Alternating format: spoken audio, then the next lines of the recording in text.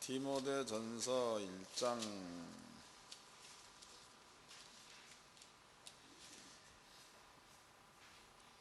12절서부터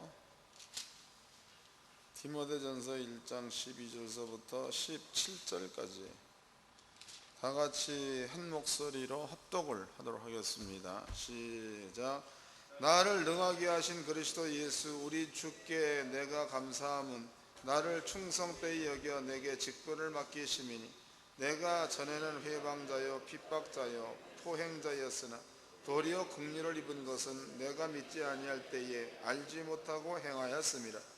우리 주의 은혜가 그리스도 예수 안에 있는 믿음과 사랑과 함께 넘치도록 풍성하였도다. 미쁘다 모든 사람이 받을 만한 이 말이여 그리스도 예수께서 죄인을 구원하시려고 세상에 임하셨다 하였도다. 죄인 중에 내가 괴순이라.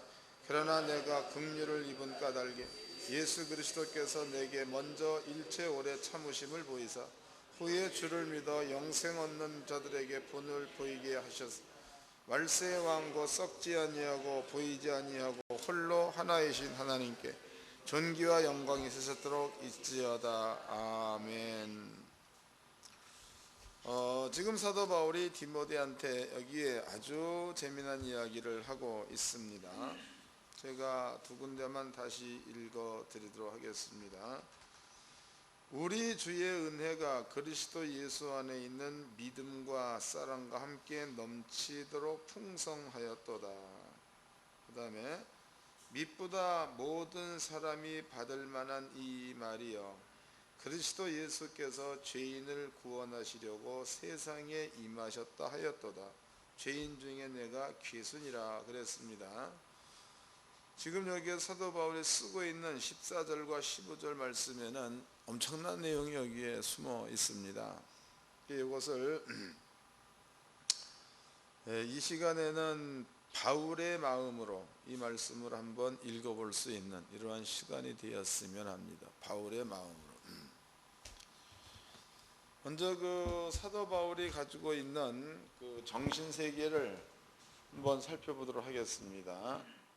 디모데전서 1장은 접어 놓으십시오.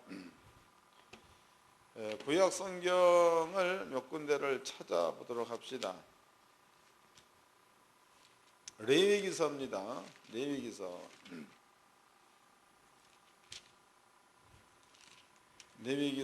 14장을 보겠습니다. 레위기서 14장 1절서부터 읽겠습니다.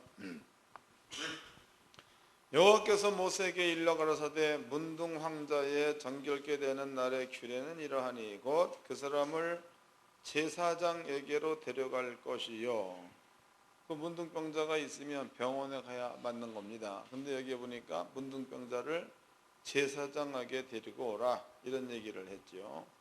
그 뒤에는 제사장이 문둥병을 진찰하는 장면들이 기록되어 있습니다.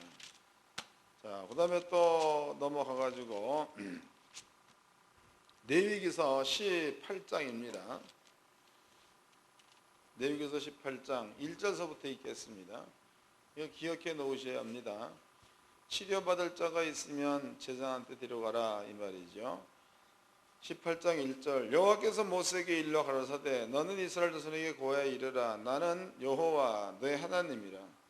너희는 그 거하던 애굽 땅의 풍속을 쫓지 말며 내가 너희를 인도할 가나안 땅의 풍속과 규례도 행하지 말고. 이스라엘 민족은 가나안 땅의 풍속과 규례를 행하지 말아라. 4절 너희는 나의 법도를 쫓으며 나의 규례를 지켜 그대로 행하라. 나는 내 하나님 여호와라. 너희는 나의 규례와 법도를 지키라. 사람이 이를 행하면 그로 인하여 살리라. 나는 여호와이니라. 여기에는 이방인의 규례를 행하지 말아라. 이방인의 풍속과 규례를 쫓지 말라 그랬습니다. 그 다음에 6장도 보겠습니다. 레위기서 6장 아니 신명기서 6장 이제 그 외에도 많은 것들이 있는데 이런 그 두세 가지 정도만 읽어보고 설명해 드리도록 하겠습니다.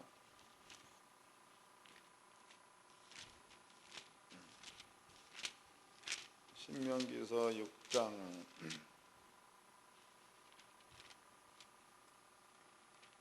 1절서부터 읽겠습니다. 이는 곧 너희 하나님 여호와께서 너희에게 가르치라 명하신 바 명령과 규례와 법도라. 너희가 건너가서 얻을 땅에서 행할 것이니 곧 너와 네 아들과 네 자손 네 손자로 평생에 내는 여호와의 규례를 여호와를 경외하며 내가 너에게 명한 그 모든 규례와 명령을 지키게 하기 위한 것이며 또 내 나를 장굽게 하기 위한 것이라 그랬습니다. 그러면 이제 몇 군데를 읽어봤는데 세상의 법도입니다.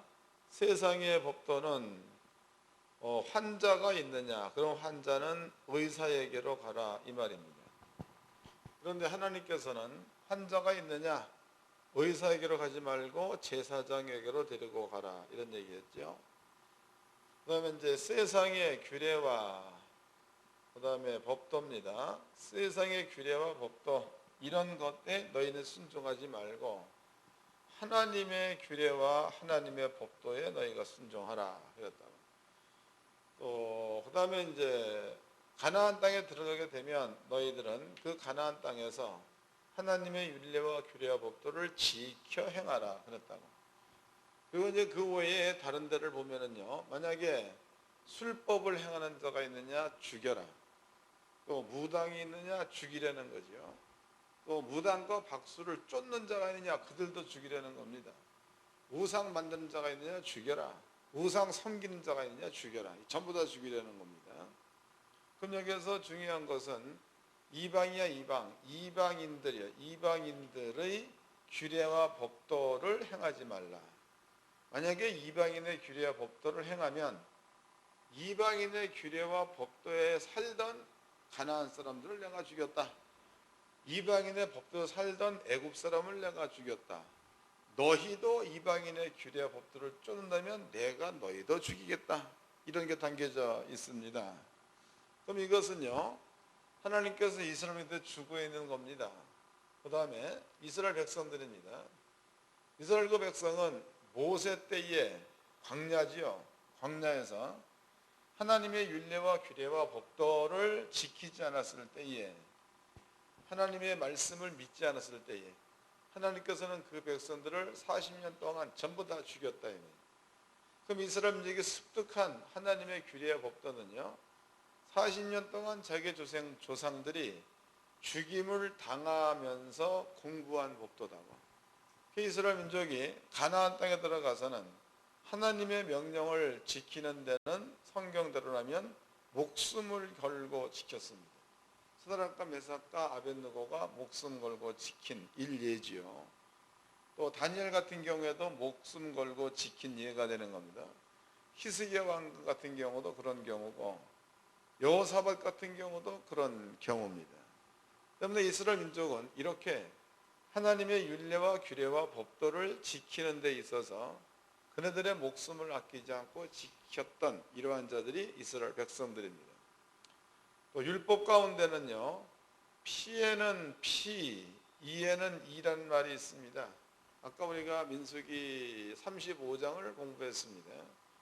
거기에서 고살한 자가 있느냐 반드시 죽여라. 이웃의 물건을 고의적으로 가져왔느냐 반드시 죽여라. 또 뭐 어쨌느냐 반드시 죽여라. 그리고 사람들이 보는 앞에서 두세 명의 증인이 있으면 돌로 쳐 죽여라. 이런 것들이 율법입니다. 의로운 자의 피가 흘렸느냐 사람을 죽인 자를 반드시 잡아서 그 피를 땅에다 쏟아서 땅이 저주에서 풀리도록 하라. 이게 율법이다. 율법. 그럼 이스라엘 민족은 이렇게 아버지가 세워놓은 이러한 그 규례와 법도를 이스라엘 민족은 목숨 내놓고 지켰던 자들입니다. 그러므로 백성 가운데서 다른 법도를 따른다, 다른 규례를 따른다, 이런 것들을 보면 두세 명의 증인이 있으면 그 사람들을 공개적으로 돌로 때려 죽여도 괜찮는 이런 것들이 이스라엘 민족 가운데 율법입니다. 율법. 우리는 거기가 사도행전 7장쯤에 나타나 있죠. 여기에 우리가 너무나 잘 알고 있는 스데반의 죽음입니다. 스데반이 순교를 당할 적에 스데반이 증거한 것은 복음에 대해서 증거를 했습니다. 모여있던 그 무리가 스데반이 하는 얘기를 듣고 돌로 때려 죽였다라는 그 말은 스데반이 행하고 있는 모든 말들 이런 것들은 자기네들의 판단에 이방인의 규례와 법도라는 거지. 그러므로 이단의 괴수 이런 말을 쓸 수 있는 겁니다. 그래서 그네들은 스데반을 돌로 때려 죽였다 이렇게 나와 있죠. 찾아보도록 합시다. 누가복음 사도행전 7장입니다.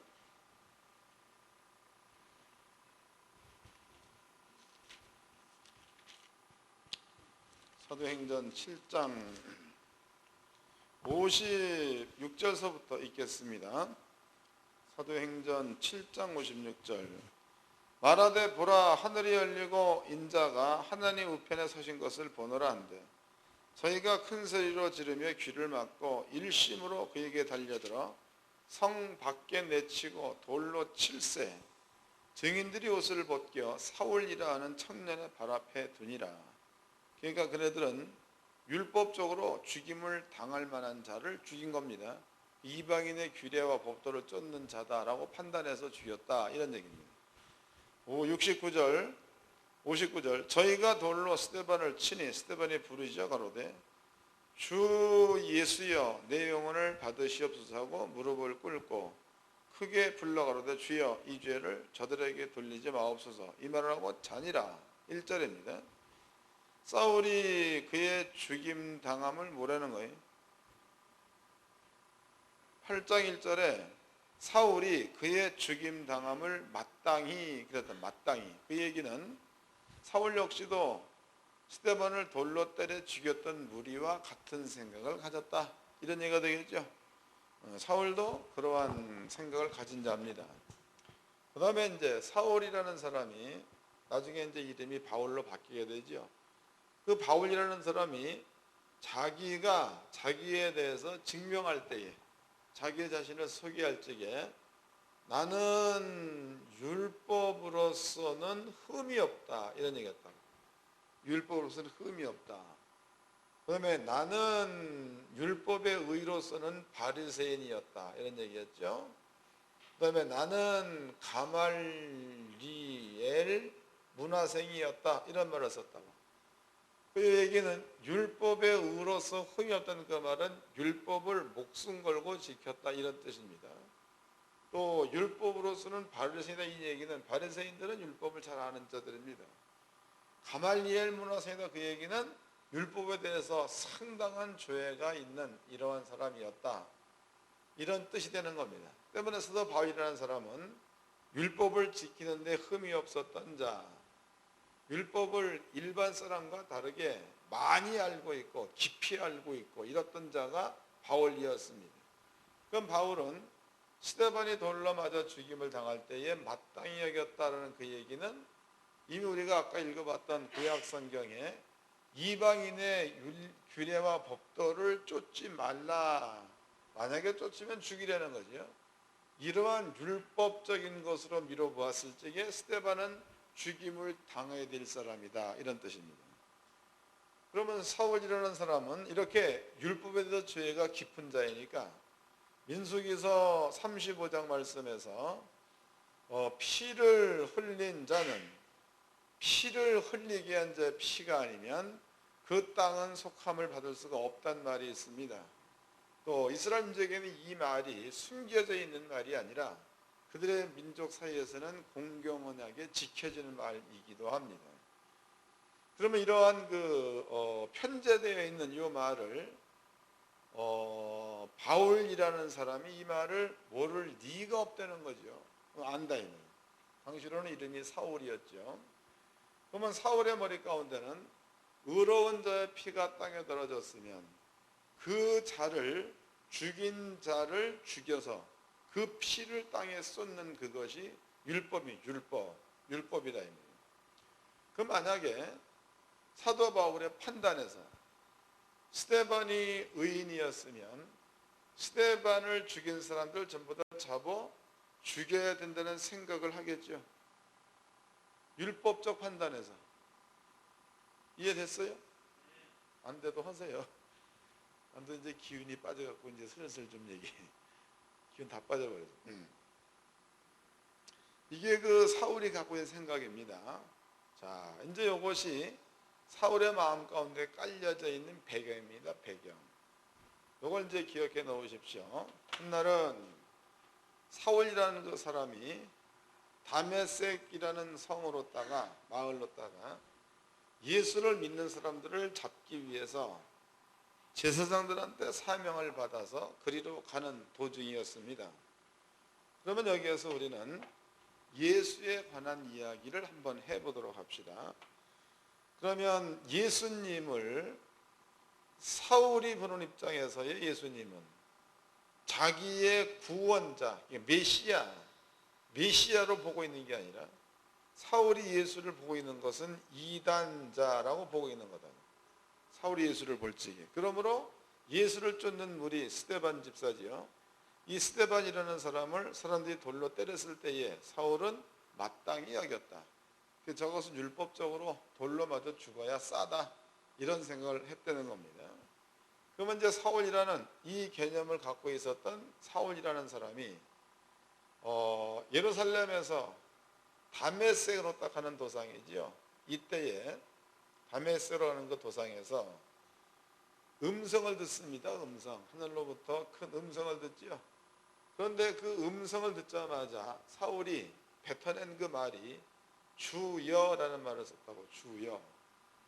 그럼 여기에서 쓰고 있는 주여라는 그 말은 예수를 보고 주여라고 했겠어요? 하나님을 보고 주여라고 했겠어요? 그러죠. 사울의 입장에서 본다면은 당시로 사울은 예수를 메시아로 인정하지 않았던 때니까 이때에 사울이 주여라고 부른 것은요, 하나님을 향하여 주여라고 불렀다는 거다. 하나님을 향하여 주여. 이제 찾아보도록 합시다. 사도행전 9장입니다. 1절서부터 읽겠습니다. 사울이 주의 제자들에 대하여 여전히 위협과 살기가 등등하여 대제사장에게 가서 다메섹 여러 회당에 갈 공문을 청하니 이는 만일 그 도를 쫓는 사람을 만나면 물혼남류하고 결박하여 예루살렘으로 잡아오려 함이라. 그러니까 사울의 마음 가운데는 예수를 이단이라고 아주 굳게 믿고 있는 겁니다. 싹 다 죽이겠다 이 말이에요. 3절 사울이 행하여 다메섹으로 가까이 가더니 호련히 하늘로서 빛이 저를 둘러 비추는지라. 땅에 엎드려져 들음에 소리 있어 가라사대 싸우라 싸우라 내가 어찌하여 나를 핍박하느냐 하시거늘 대답하되 주여 니시오니까 까지지요. 여기까지는 아직까지도 말한 자가 누구인지 사울은 몰랐을 때입니다. 근데 사울이 가지고 있는 율법적인 개념으로 본다면 사울이 주여라고 부를 수 있는 자는 하나님밖에 없다는 거죠. 여기에서 사울이 주여 니시오니까 그 얘기는 하나님이십니까? 이런 뜻이 되는 거다. 그러면 사울이라는 청년의 그 마음 가운데는 율법에 대해서 상당한 조회가 있는 자입니다. 그러니까 규례와 이방인의 규례와 법도를 지킨다. 그러면 그 사람들은 죽게 된다는 율법을 알고 있는 자.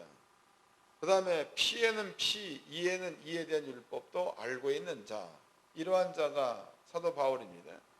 이러한 율법을 지키는 데 있어서 바울은 목숨 걸고 지켰던 자요. 이러한 율법을 연구하는 데 있어서는 가말리엘 무학생이었다라고 자랑했던 자다. 그럼 여기에서 다메섹으로 가는 도중에 사울한테 음성이 들리기를 사울아 사울아 네가 어째 나를 핍박하느냐. 이때에 사울이 주여 니시오니까의 이 무릎은 예수로 보고 말하는 게 아니고 하나님 보고 주여 니시오니까 이런 날이다. 그 다음에 하나님의 대답이, 그러니까 사울이 보고 있는 하나님의 대답이 나는 네가 핍박하는 예수다 그랬단 말이에요. 그러면 사울은 하나님이여 누구십니까? 이래 물어봤는데 그 양반의 대답이 나는 네가 핍박하는 예수다 그래 버렸으니까, 그러면은 사울이 지금까지 핍박했던 모든 자들이 의인이 되는 거고, 그 다음에 예수 믿는 자들을 핍박했던 사람들이 죄인이 되는 순간이다. 이해가 되세요? 그 사울이 주여 네 시오니까 물었을 때 나는 네가 핍박하는 예수다. 근데 그 예수를 나중에 사울이 보니까 지가 하나님이라고 불렀던 자가 예수였다 이 말이에요. 그러면은 예수는 거룩한 자요, 지가 하나님이라고 부른 자니까 또 예수를 믿는 모든 사람들 역시도 지 생각이 잘못된 거니까 의인이었다는 거죠, 의인. 그럼 반대로 예수를 믿는 사람들을 잡아 죽인 이러한 사람들이 죄인이라는 겁니다. 그런데 사도 바울은 이러한 결정, 자기 속에 있는 율법에 따라서 자기 스스로를 판단해 보니까 지가 있었던 자리가 의인인 줄 알았는데 의인의 자리가 아닌 죄인의 자리에 있는 겁니다. 그러면 율법대로라면 이제는 죄인들이 피를 흘려야 될 때는 거죠. 율법대로라면 의인을 죽였으니까 율법에는 의인의 피가 땅에 떨어졌느냐, 그러면 그 사람을 죽인 그 죄인을 잡아서 그 피를 땅에 쏟으면 그 땅이 속함을 판단했으니까 이때는 이제는 의인 말고 죄인들이 땅에 피를 쏟아야 될 거다 이 말이에요. 그러면 요 상태에 이를 때에 사울의 마음 가운데는 이제는 죽었다가 맞죠? 이해됐어요? 지가 피를 흘려야 되는 건 이 죽었다가 맞는 거다고, 죽었다. 그럼 당연히 예수님께서는 사울을 죽여야 맞는 겁니다. 그런데 예수님은 사울을 죽이지 않고 그 사울한테 능력을 주고 있죠. 그 사울한테 성령을 줍니다. 성령을 주고 다음에 사명을 주지요. 네가 이방인의 사도가 되어야 되겠다. 사명을 줬다 이 말이에요. 그리고 사도 바울이 복음을 전거하러 여기저기를 떠돌아 다닙니다. 빌립보도 갔다가 또 이제 마가를 데려간다, 데려가지 않는다, 또 마가 네 말이 맞다 어쨌다, 이것 때문에 사도 바울은 마가랑 또 대판 싸우죠. 그래서 헤어졌습니다. 그리고 신라와 함께 여행을 다녔다 이 말이에요. 그런 것은 분명히 혈기 자기 뜻이 안 맞다고 쌈박질해서 찢었던 얘기는 혈기입니다. 이런 것들로 싸웠던 사람이 바울이라고. 그러면 우리 같으면, 우리 사람들 같으면 여러분들이 그 부부지간에 싸워보셨나요? 여기 계시는 분들은 부부지간에 싸움을 전혀 안 하시는 분들이기 때문에 잘 모르겠죠. 나는 쌍팔년도에 싸워봤습니다. 싸워봤더니 잊어먹었던 것까지 전부 다 기억해서 또 얘기하죠. 네가 옛날에 돈 500만 원 까먹었지 않았느냐. 은제적 얘기인데 너 옛날에 숨겨놓은 거 네가 빼다 썼자, 그리고 오리발레 밀었지 않았느냐. 문제적 얘기입니다. 이것이 사람들이 가지고 있는 심리입니다. 심리. 그러면은 사도 바울이 자기가 의인을 죽였으므로 이제는 자기가 피를 흘려야 될 때다 말이죠. 그런데 예수님께서 사명 받고 난 다음에 사도 바울이 복음 증거로 다닐 때에 마가도 예수님이 사랑하는 자, 사도 바울도 예수님이 사랑하는 자입니다. 그러면 사도 바울하고 마가하고 쌈박질했을 때에 그럴 적에 예수님께서 사울한테 이러한 책망을 할 만도 하다고. 네가 옛날에 예수 믿는 사람들 그렇게 많이 죽이다니 네 또 마가도 죽이려고 하느냐? 이 말 할 수 있다는 거죠. 근데 예수님은 이런 것들을 보고도 그런 말을 안 하십니다. 또 사도 바울이 베드로와 사람들이 많이 있을 때 거기 갖고도 베드로 보고 잔소리하죠. 야, 네가 어떻게 사도라고 앉아가지고 이방인도 지키지 못하는 율법을 지키려고 네가 하고 이방인도 쫓지 못하는 그런 율법을 지킨다고 가정한 일들을 네가 하느냐. 이게 감히 예수님의 수제자인 베드로를 책망했던 사람이 바울입니다. 그럼 예수님께서 나타나셔가지고 바울아, 네 왜 싸가지가 없냐. 나는 너의 이러이러한 것도 다 용서해 줬는데 베드로가 좀 그랬다 그렇게 네가 책망할 수 있겠느냐. 이 말 할 만하다는 거죠. 근데 예수님은 그런 얘기를 한마디도 안 하시고 오히려 예수님께서 풍랑이 일었다 거기에 나타나셔가지고 위로하시고, 감옥에 들어갔다 거기 나타나셔가지고 얘야 조금만 참아라 내가 너를 꺼내주마 위로하시고, 또 의도 터졌다 네가 예루살렘에서 예수를 나를 증거했던 것처럼 네가 로마에서도 증거하여야 하리라. 얘야 내가 너와 함께 하겠다. 네가 말만 하라. 내가 역사하겠다. 이러한 얘기는 예수께서 계속 하셨어도 자기가 지난날에 잘못한 것들을 보면 엄청난 잘못이죠. 이러한 잘못에 대해서 예수님께서 한마디도 한 적이 없다는 겁니다. 바울은 이러한 하나님의 예수님의 은혜를 알고 나서 디모데한테 쓰고 있는 말이 죄인 중에 괴수 같다는 말을 썼단 말이에요. 그럼 죄인 중에 괴수 같다는 그 얘기는 실제로 사울이라는 사람이 있을 때에 바울이 행한 짓거리를 본다면 엄청난 잘못을 저지른 거죠. 의인을 다 잡아 죽이는 이 일을 했으니까 엄청난 잘못을 저지른 겁니다. 근데 예수님은 그 잘못에 대해서 한 번도 책망한 적이 없다 이 말이에요. 그게 바울의 마음 가운데는 내가 이러한 잘못을 저질렀으면 죄 중에서도 엄청난 죄를 졌다는 거죠. 근데 그 예수님은 당신이 나 대신에 십자가에 죽고 난 다음에는 또다시 그 일을 거론하지 않으니 이런 엄청난 죄도 그 십자가의 도로 인해서 내가 용서받은 것 아니냐. 이 은혜는 나에게만 적용되는 것이 아니고 예수를 믿는 모든 자에게 이 은혜는 적용되어질 만한 큰 일이다. 이런 얘기를 합니다. 읽어보도록 합시다. 이제 디모데 전서 1장 12절부터 읽겠습니다. 나를 능하게 하신 그리스도 예수 우리 주께 내가 감사함은 나를 충성되이 여겨 내게 직분을 맡기심이니 내가 전에는 회방하는 자요 핍박자요 포행자이었으나, 그러니까 지가 어떠한 죄였다는 것을 잘 알고 있는 거죠. 잘 알고 있는 겁니다. 도리어 국류를 입은 것은 내가 믿지 아니할 때에 알지 못하고 행하였음이라. 우리 주의 은혜가 그리스도 예수 안에 있는 믿음과 사랑과 함께 넘치도록 풍성하였도다. mit보다 모든 사람이 받을 만한 이 말이여 그랬단 말이에요. 그러니까 지가 겪고 난 다음에 하나님의 은혜, 예수님의 은혜가 얼마나 크다는 것을 알았다는 거죠. 알고 난 다음에 이 은혜는 나에게만 적용되는 것이 아니고 모든 사람들한테 이 은혜는 적용된다는 겁니다. 그 뒤에 쓰고 있는 말이 나는 죄인 중에 괴수였노라 이런 말을 썼다고. 나보다 더 큰 죄를 저지른 사람이 어디 있느냐.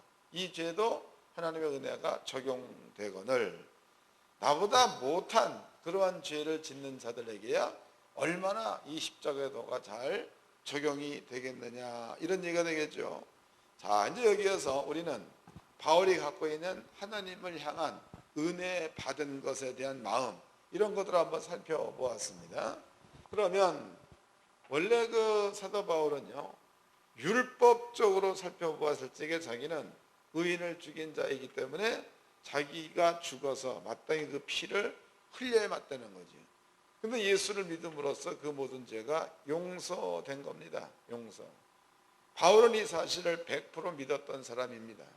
그럼 사도 바울은 율법으로 본다면 용서받은 거지만 예수가 죽었으니까 자기도 죽은 자야, 죽은 자.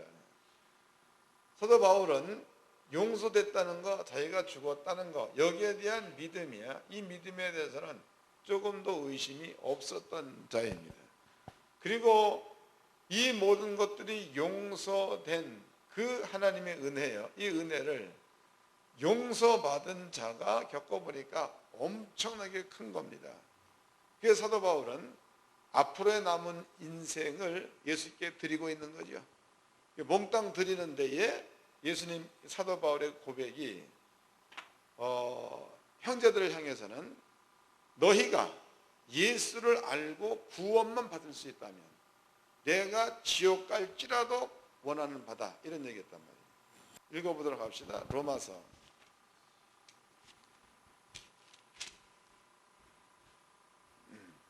9장입니다. 로마서 9장 1절서부터 읽겠습니다. 내가 그리스도 안에 참말을 하고 거짓말을 아니하노라.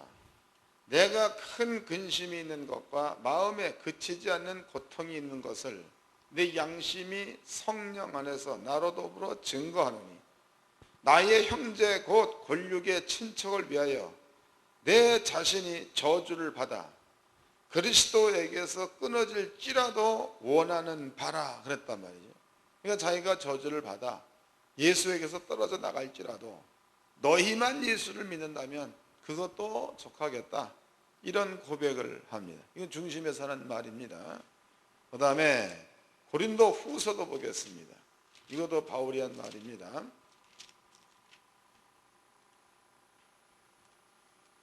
고린도 후서 11장입니다.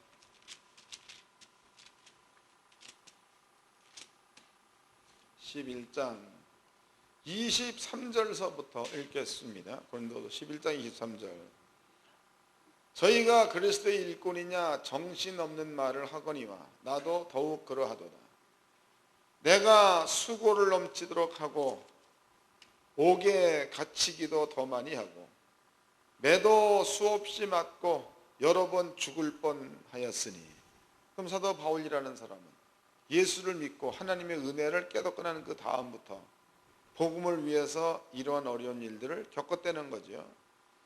유대인들에게 40에 하나 감한매를 5번 맞았으며 3번 퇴장으로 맞고 1번 돌로 맞고 3번 파선하는데 일주일을 기쁘면서 지냈으며 여러 번 여행의 강의 위험과 강도의 위험과 동족의 위험과 이방인의 위험과 신의 위험과 광야의 위험과 바다의 위험과 거짓 형제 중의 위험을 당하고 또 수고하며 애쓰고 여러 번 자지 못하며 줄이며 목마르고 여러 번 굶고 춥고 헐벗었노라.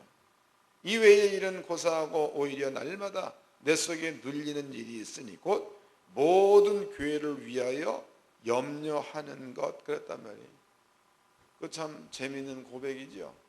그 사도 바울은 예수의 은혜를 깨닫고 난 다음부터 복음을 증거합니다. 그 복음을 증거하는 데에 내가 저주를 받아 지옥 갈지라도 내 권력 친척이 예수를 믿는다면 난 그 길을 택하겠다. 또 내가 복음을 증거하다가 여러 번 춥고 여러 번 헐벗었노라.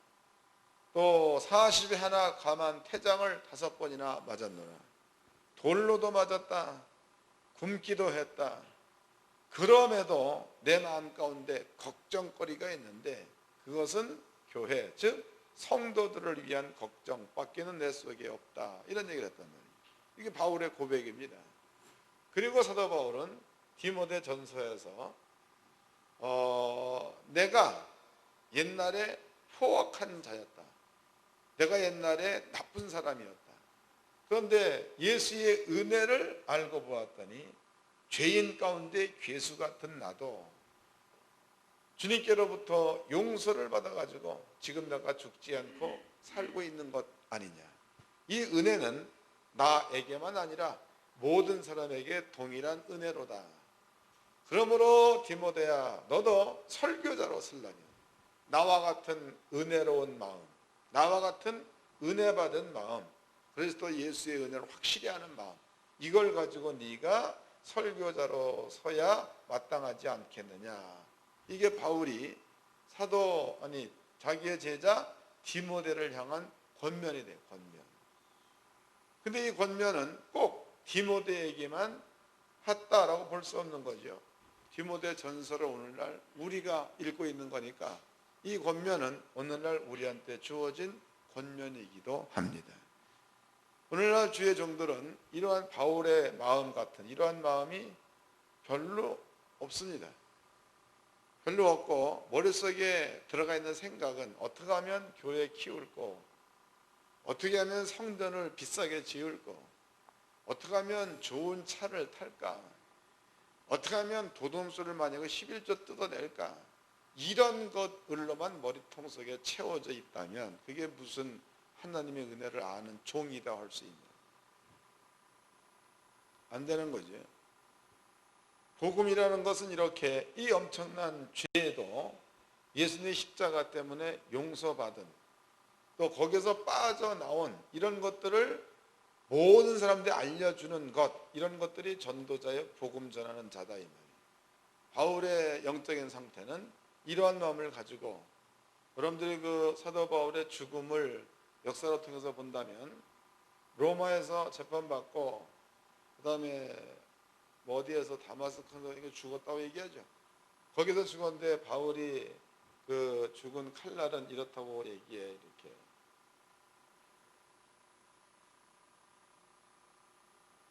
그러면 이제 끈을 이렇게 매가지고 여기에 이제 바울의 목을 이렇게 달아놨다고 이렇게 이 끈을 탁 놔버리면 이게 내려와서 이 목을 자르는 거다. 그렇게 잘랐으니까 바울의 머리가 튀어져 나와가지고 한 번, 두 번, 세 번 떨어진 여기서 물이 솟았다고 얘기하죠. 전설 같은 얘기. 이렇게 사도 바울은 복음을 전하다가 죽었습니다. 그럼 바울이 예수를 만나고 나서의 바울의 일생을 본다면 잘 먹었나요? 잘 살았나요? 그리고 편안하게 날마다 뭐 그러고 살았습니까? 그런 적이 없습니다. 여러 번 굶고 여러 번 춥고 여러 번 헐벗었다. 이 얘기는 아주 고생스럽게 댕겼다는 겁니다. 그리고 누가 자기한테 행여라도 돈을 주면 그것이 믿음의 올무가 될까봐 그것 거절하고 천막 짓는 일을 하면서 복음을 증거했다. 이런 고백을 사도 바울은 하고 있습니다. 오늘날 주의 종들은 무엇을 위해서 목사하는 겁니까? 복음 위해서 하는 겁니까? 내 영광 위해 하는 겁니까? 무엇 위해서 하는 겁니까? 큰 교회 지어서 수천 명 교회인들 데려다 놓고 뭐 세울 겁니까? 네? 또 교회에서 맨날 쌈박질하는 게 새해가 됐는데 도서비 왜 안 올려주느냐? 애들이 지금 몇인데 사람이 다 안 올려주느냐? 이런 것 가지고 당회에서 쌈박질하고 있는 그러한 주의 종이다면 이것 때문에 가야 된다, 말해야 된다, 사표 써야 된다, 또 교회를 팔았으면 반은 내 거다, 반은 니들 이것 때문에 갈라진다. 이렇다면은 우리는 사도 바울의 한 번 이 모습 비춰본다면 우리들의 모습이 상당히 불쌍한 거죠. 아주 불쌍한 겁니다. 유치하고 불쌍한. 오늘 목사님들은요, 사도 바울은 디모데한테 이러한 마음을 가지고 권면합니다. 네가 여러분들이 디모데 후서를 보면 관제와 같이 벌써 내가 부음이 되고 내가 떠날 기약이 가까웠도다. 디모데야, 네가 올 때에는 겉옷을 가지고 오너라. 네가 올 때는 책을 가지고 오되 가죽 종이에 쓴 책을 가지고 오너라. 또 누구는 세상을 사랑하여 어디로 갔고 누구는 또 어디로 갔고 이제는 내 주변에는 누가만 남았다. 다 떠나고 없다는 거죠. 그렇게 해서 쓰고 있는 게 디모데 전후서입니다. 마지막 유언 같은 말입니다. 오늘날에도 우리가 이 디모데 전후서를 본다면 바울의 유언 같은 말들을 우리가 들어야 될 거죠. 바울 같은 그런 마음이 종들의 심령 가운데는 형성되어져 있어야 될 줄로 믿습니다. 아주 중요한 겁니다. 그래서 우리는 나중에 백보자 심판대 앞에 딱 섰을 때에 떳떳해야 되는 거예요. 뭔가가 옆 사람과 인사 좀 합시다. 목회 좀 잘합시다. 기도하겠습니다.